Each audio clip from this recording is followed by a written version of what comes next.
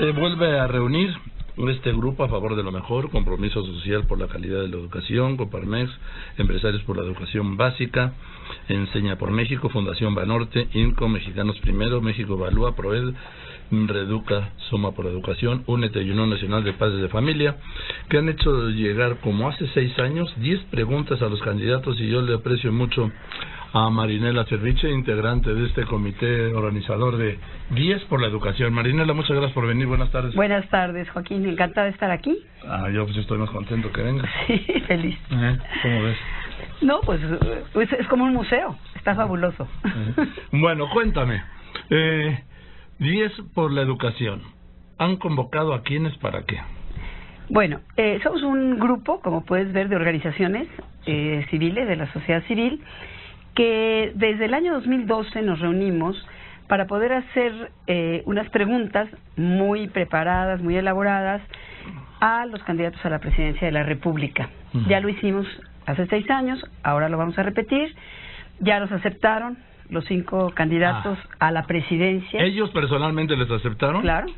Bueno, sus equipos, obviamente. Pero ya están confirmados los 5 que sí van a asistir, lo cual nos da mucho gusto. Quiere decir que sí les importa la educación. Bueno, yo creo que debe ser una de las principales preocupaciones. Pues así consideramos nosotros que tienen que darle la seriedad, el tema, el tiempo y realmente ponerse a pensar en qué nos van a responder. Nosotros ya hicimos las preguntas que están relacionadas con contenido de la educación, con la parte pedagógica, con lo que tienen que aprender los niños y los jóvenes, que es la esencia de la educación, el aprendizaje, qué competencias, qué habilidades, qué conocimientos tienen que tener los niños, con la parte del presupuesto de educación, cuánto se destina por alumno a la educación. Vamos a hablar también sobre la parte de infraestructura, sobre la parte de evaluación, cómo vincular la evaluación con el desempeño y toda la parte de gobernanza en la educación. Entonces, ¿qué es la gobernanza en la educación? Es decir, ¿quiénes tienen que decir y quiénes deben de decidir lo que se aprenda, cómo se aprenda, con qué metodología, y quiénes deben de poner las reglas del juego en las escuelas? Porque debe ser una cosa, Marinela Cerviche, integrante del comité organizador de 10 por la Educación. Entre la educación básica y media, incluyo preescolar, escolar y secundaria, hay jóvenes que a los 15 años han tenido 3 planes de estudio. Sí, eso ya no puede ser. Y yo creo que ya es... O 4. Tienes toda la razón, Joaquín. No podemos estar cambiándoles ni a los maestros cada 6 años. No se les puede estar cambiando los planes y programas, los contenidos de la educación, los libros de texto.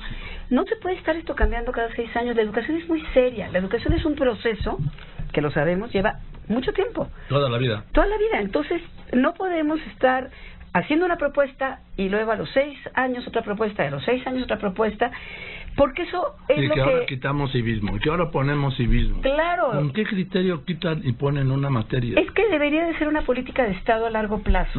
Y ajustando y modernizando.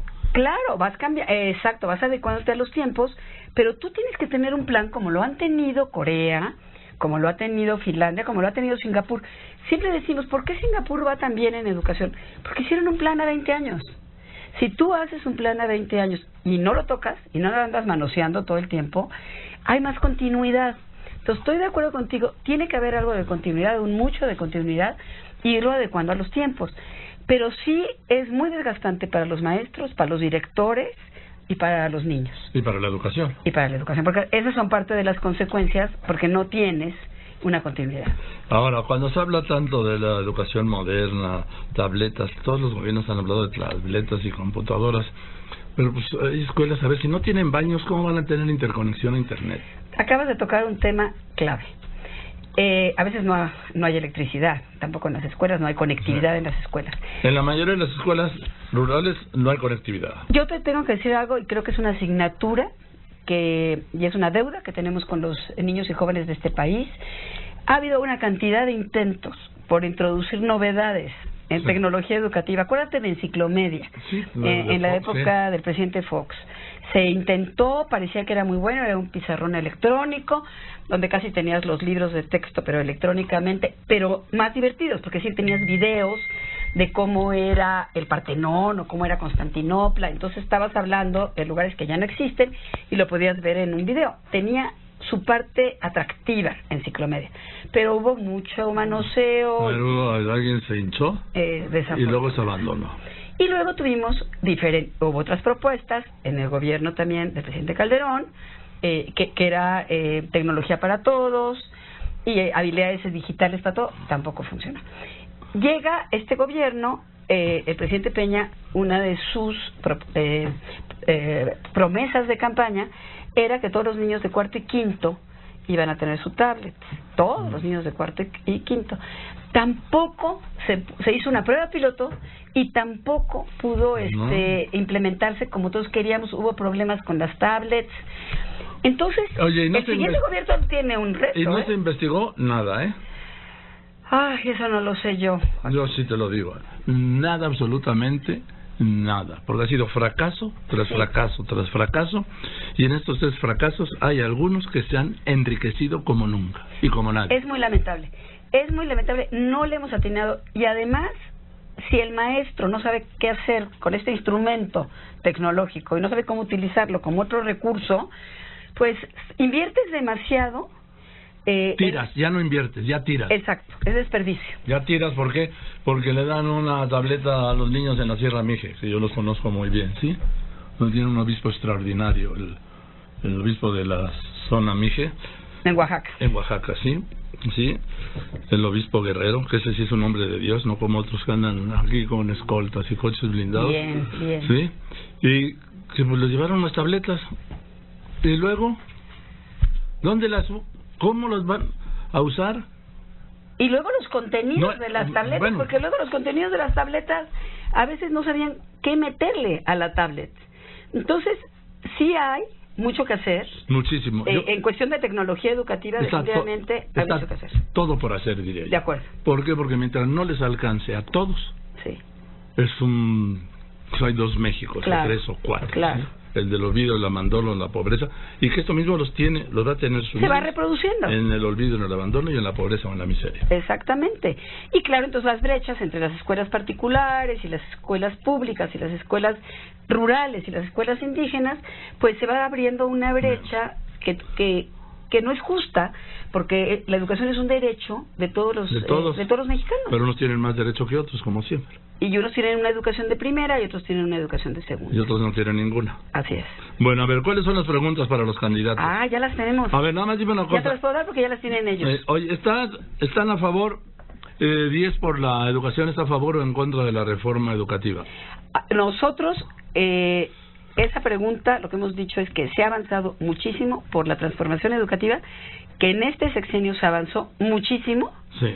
Muchísimo, se tomó además más control por parte del Estado en la educación, se había perdido mucho control, que la evaluación es algo extraordinario, que se entre y se obtenga la plaza por concurso y por examen para que verdaderamente sea por mérito y no por herencia o por compraventa de plazas. Toda esa parte estamos de acuerdo. Vemos lagunas como estas en la tecnología hay que revisarla. Las normales todavía... te lo planteo de otro modo, perdón, las normales todavía... Las normales todavía, a ver cómo se modernizan las normales. Las normales, nosotros pensamos que tienen que adecuarse a los tiempos modernos. A lo mejor se tienen que meter en las universidades autónomas. A ver, primero tienen que modernizarse las normales para que luego los maestros egresados de esas normales puedan dar una educación moderna. Claro. Y una propuesta, es propuesta, y a lo mejor es una propuesta de no todos los que estamos en este grupo. Las normales deberían a lo mejor de pasar a las autónomas y el presupuesto, las universidades autónomas que hay en los estados. Porque entonces los maestros o futuros maestros se prepararían en un ambiente universitario. Me parece junto con otros muchachos. Sí, pero también hay gobernadores que no quieren que las normales rurales vengan a complicar las universidades. Pero lo moderno de veras sería que ya aprendieran. Eso pasa en Estados Unidos. Si tú vas a ser maestro de escuela pública o privada, sí, vas por la universidad. Vas a una universidad normal. Bueno, normal digo, en una universidad. Ahora, dime una cosa. ¿Va a ir Andrés Manuel? ¿Ya confirmó? ¿Te confirmó ya? Claro. ¿Él? A través de Esteban Moctezuma. Uy, va a ir Esteban Moctezuma. Nuestro amigo Esteban Moctezuma. Sí. Bueno, a mí me lo confirmó y yo creo en la palabra de Esteban. Bueno, vamos, ojalá. Sí. José Antonio Smith, también ya Ricardo confirmó. Anaya, ya confirmó. Margarita Zavala, ya confirmó. Jaime Rodríguez, ya confirmó. Hoy en la mañana. Sí. Hoy en la mañana confirmó el Bronco. Yo quiero, me gustaría. Oye, ¿son esta puerta cerrada? Sí, pero esa puerta cerrada, pero vamos a tener streaming. Perfecto. Y a través de streaming va a poderse ver y oír. Va a ser maravilloso oír al Bronco contestando. Dime las preguntas. ¿Te las digo muy rápidas? Sí. Hay unas más largas, ¿eh? ¿Qué acciones implementarán, no se lo ponemos en nivel en singular, sino en plural, para que el modelo curricular vigente se implemente efectivamente en todas las aulas?